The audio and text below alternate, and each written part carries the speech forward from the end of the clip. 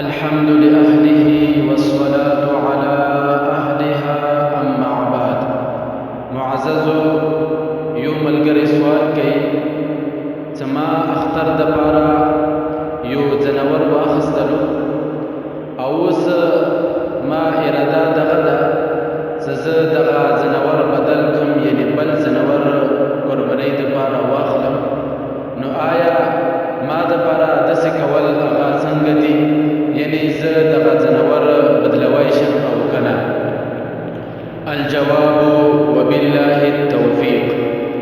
معززو که چیرې یو کس قربانۍ دپاره ځناور واخیستلو او بیا د دې ځناور تبدیلۍ یعنې بدلونې اراده وي، نو بیا به داسې کوي چې که چیرې بل ځناور خلي نو دغه دویم ځناور قیمت هغه د اول ځناور نه به کم نه وي.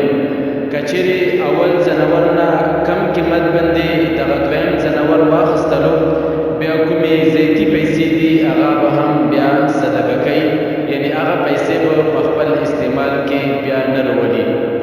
فتاوی هندیه جلد نمبر 5 صفحه نمبر